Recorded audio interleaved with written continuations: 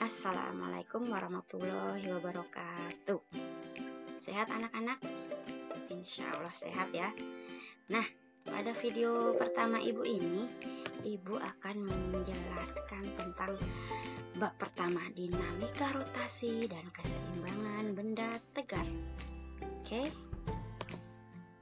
Nah, ini ada 3 gambar lucu-lucu sekali, nanti pasti ada kaitannya. Ini materi pertama fisika kelas 11 di semester 1.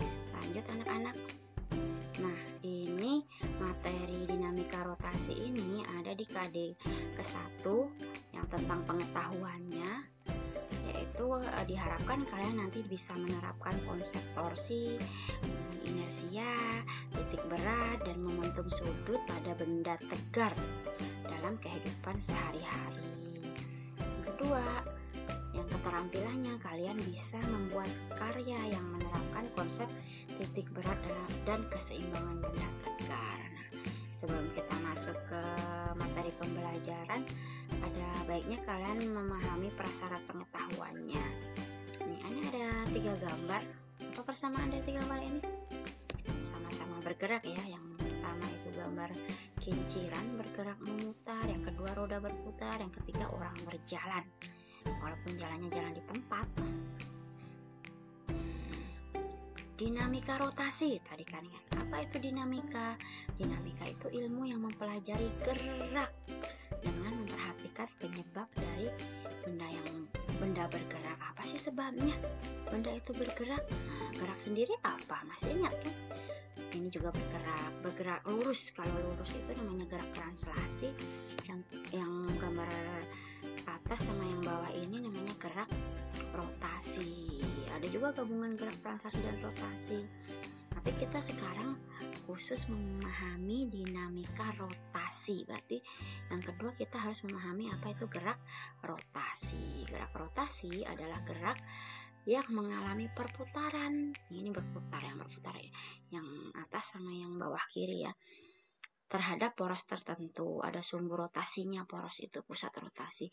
Gerak rotasi ini disebabkan oleh adanya torsi. Nah, penyebabnya torsi. Maka pada dinamika rotasi, pokok bahasan pertama yang akan kita bahas nanti adalah tentang torsi. Apa itu torsi? Nah, kita perhatikan gambar. Ada 2 gambar. Yang pertama gambar pasti udah tahu lah, ini obeng. Yang kedua kunci Inggris, walaupun nggak mirip ya. Nah, obeng ini kalau dipakai untuk apa? Sama kan, dipakai untuk membuka baut. Nah, ini diputar, satu sama-sama diputar. Nah, maka akan berkaitan dengan yang namanya dinamika rotasi. Iyalah, bisa lah. Apalagi anak-anak cowok bisa. Bagaimana cara menggunakan alat di atas? Ya diputar. Torsi atau momen gaya. Nah, nama lain dari torsi itu adalah momen gaya. Momen gaya apa itu? Nih simbolnya tau. Ini dibacanya tau. Merupakan besaran yang menyebabkan benda mengalami gerak rotasi. Tadi kita sudah membahas ya apa itu gerak rotasi ya. Disebut torsi atau momen gaya. Kalau yang masih ingat kan yang menyebabkan benda bergerak translasi apa? Gaya. Diberi gaya dorong, bergerak ke depan. Ditarik, bergerak ke belakang. Gaya itu benda yang besaran yang menyebabkan benda bergerak translasi. Kalau untuk gerak rotasi namanya momen gaya. Nah, contoh-contohnya ini ada putaran kunci Inggris, daun pintu, kipas angin. Oke, perhatikan gambar. Di sini akan ada gambar pertama. Ini kelihatan ya, gambar tangan dan kunci Inggris. Letaknya deket banget. Gambar kedua sama, digeser ke kanan dikit. Gambar ketiga paling ujung. Nah, jika seseorang ingin membuka baut dengan kunci Inggris, maka teknik gambar manakah yang paling mudah? Ayo, siapa yang udah pernah nyoba? Ya, kemarin kalian di rumah sudah mencoba mendorong pintu ya. Ini prinsipnya mirip.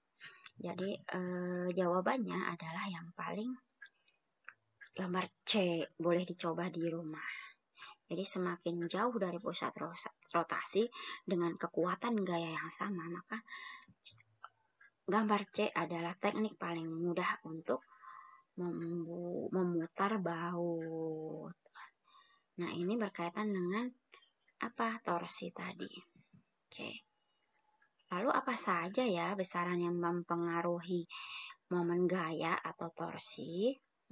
Kita Ibu ambil gambar yang C tadi ya. Ini misalkan mau memutar. Jadi ini pakai kekuatan tangan kan? Yang pertama adalah kekuatan tangan. Nah, kekuatan tangan sendiri itu adalah gaya. Gaya, kalau ini tangannya diputar ke arah bawah, menyebabkan perputaran searah dengan jarum jam. Kan berputar searah jarum jam kan? Itu. Kemudian ini berputar searah jarum jam. Nah, kalau yang kedua, gaya itu satuannya Newton ya. Kedudukan tangan. Nah, tadi yang kita bahas di slide sebelumnya, tadi ada kedudukan tangan di dekat poros, di tengah-tengah dan di ujung. Itu sangat mempengaruhi. Nah, kedudukan tangan ini akan mempengaruhi besaran yang disebut dengan lengan gaya. Dan juga tangannya ini mau lurus, apa miring, apa bengkok. Nah, kalau tegak lurus seperti ini. Nah, ini sumbu rotasinya sebentar. Sumbu rotasinya adalah bautnya. Kan ini yang diam di sini, nanti tangan yang bergerak ke bawah. Sret, itu adalah tangannya. Jadi muter searah jarum jam. Kemudian, nih, jarak antara sumbu rotasi dengan gaya itu disebut dengan lengan gaya, jarak antara gaya dengan sumbu rotasi. Nah, posisi lengan ini juga mempengaruhi, ini yang disebut dengan theta, sudut antara gaya dengan lengan gaya, karena tidak selamanya tegak lurus seperti ini. Maka didapatkan persamaan matematis yang mempengaruhi torsi atau momen gaya adalah F dikali sinus theta. Kenapa harus ada sinus tetanya? Ya, ini tergantung bentuk tangannya. Ini kebetulan tegak lurus, jadi sudutnya 90 derajat. Ada yang bisa bengkok ke sini tangannya, bengkok ke sini. Nah, dikali dengan D itu apa keterangannya nanti ada. Tau itu torsi, momen gaya. F itu gaya yang bekerja, yaitu tangannya. Satuannya Newton. Kemudian theta itu sudut yang dibentuk oleh gaya dengan lengan gaya ini. Lengan gayanya kan begini ke samping. D adalah besar dari lengan gaya, satuannya meter. Nah, oke. Maka satuan dari momen gaya sendiri itu adalah Newton meter. Newton dikali meter ya. Oke, nih. Kan ini semakin dekat, semakin jauh nih, taunya semakin besar, D-nya semakin besar.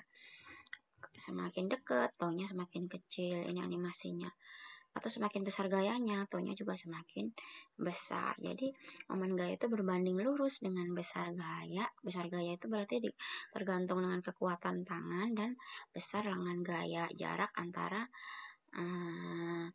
tangan dengan sumbu rotasi. Maka semakin jauh tangan dengan sumbu rotasi akan semakin mudah karena menghasilkan momen gaya yang besar. Seperti itu. Lanjut ya. Oke, momen gaya atau torsi masih lanjutannya. Itu kalau tadi hanya ada satu gaya. Nah, kalau ada banyak gaya gimana, Bu? Nah, kalau ada banyak gaya, maka sigma. Sigma itu adalah jumlah momen gaya. Adalah momen gaya pertama, ditambah momen gaya kedua, ditambah momen gaya ketiga, ditambah titik-titik momen gaya ke N. Jadi tergantung jumlah gaya yang mempengaruhi.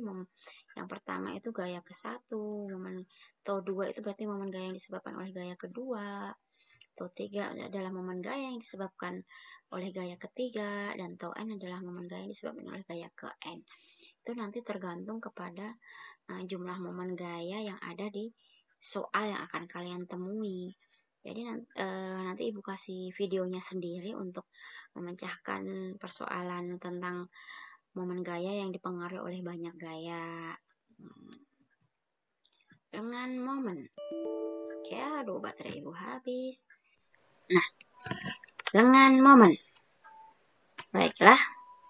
Ini perhatikan gambar, jadi yang dimaksud torsinya, arah torsi itu kalian bisa membayangkan ketika kalian mutar baut pakai obeng atau pakai kunci Inggris. Nah, lengan momen adalah sebutan untuk jarak titik poros sampai ke gaya ya, tadi lengan gaya. Akan tetapi untuk pengertian arah torsinya sendiri, nah torsi itu akan dianggap bernilai positif apabila arah putaran obeng atau kunci Inggris tadi adalah searah dengan jarum jam. Nih, kalian bisa praktekkan dengan kaidah tangan kanan. Jadi kalau kalian memutar obeng itu searah jarum jam, maka arah torsi itu adalah arah jempol. Jadi skrupnya masuk ke dalam. Sebaliknya kalau kalian putar berlawanan arah jarum jam, mutarnya berlawanan, nah maka torsinya akan keluar atau skrupnya itu sendiri nanti akan berputar ke arah yang berlawanan, dianggap negatif. Seperti itu ya. Untuk nanti positif negatif ini nanti akan dimasukkan ke dalam perhitungan karena torsi sendiri adalah besaran vektor. Nah, ini ada beberapa contoh kasus yaitu kunci Inggris yang akan memberikan kemampuan rotasi yang berbeda tergantung besar gaya dan arah gaya yang kita berikan. Selain itu, besaran momen gaya juga dipengaruhi oleh lengan gaya. Daun pintu menggunakan engsel, sistem buka tutupnya terdapat konsep momen gaya juga, yang pusat rotasinya berada di engsel. Maka cara kita membuka dan menutup pintu akan mempengaruhi kemudahannya. Saat kita menutup pintu dengan memegang ujung daun pintu, maka akan membutuhkan gaya yang lebih kecil atau maka akan menghasilkan momen gaya yang lebih besar. Begitu pula arah tangan kita menarik pintu juga mempengaruhi berapa besar gaya yang bekerja. Itu berkaitan dengan theta, seperti yang sudah kalian praktekkan di rumah. Nah, itu untuk contoh soal perhitungannya. Sebuah gaya sebesar 5 Newton bekerja pada sebuah batang bersumbu di titik A, seperti pada gambar di bawah ini. Ini porosnya. Jika jarak antara gaya dengan sumbu rotasi adalah 1 meter, ini ke sini, ini gayanya 1 meter. Tentukan momen gaya dan arah yang dialami batang akibat tarikan yang diberikan. Jadi diketahui F sama dengan 5 Newton. Ini bukan tegak lurus ya, karena sudutnya 30 derajat. D-nya 1 meter.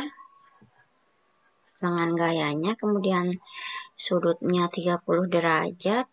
Ditanya tau atau momen gaya dan arahnya. Jawab. Seperti yang persamaan tadi, tau adalah F dikali sinus theta dikali D gaya dikali sudut antara gaya dengan lengan gaya dikali panjangnya dari lengan gaya. Lengan gaya itu jarak antara poros ke gaya ya. Tuh, sama dengan 5, dimasukin 1, 5. Sin 30, D-nya 1. 5 dikali sin 30 adalah setengah, 1 tetap ditulis 1. 5 dikali setengah adalah 2,5 Newton meter. Nah, karena ini tarikannya ke bawah, gitu, maka ini akan menyebabkan putarnya ke sana, searah dengan jarum jam, muter sini, muter lagi, gitu, searah dengan jarum jam. Maka arah dari momen gayanya itu tadi searah jarum jam, tapi sebenarnya arah putarannya kalau torsinya sendiri masuk ke dalam, seperti itu. Itu penjelasan Ibu hari ini tentang momen gaya. Jika ada yang tidak paham, silahkan chat atau ke kolom komentar di YouTube ini, atau silahkan video callan juga boleh. Nanti kita ketemu di Zoom ya. Selamat belajar di rumah. Jangan lupa tetap menjaga kesehatan. Jangan kelayapan kemana-mana ya. Wassalamualaikum warahmatullahi wabarakatuh.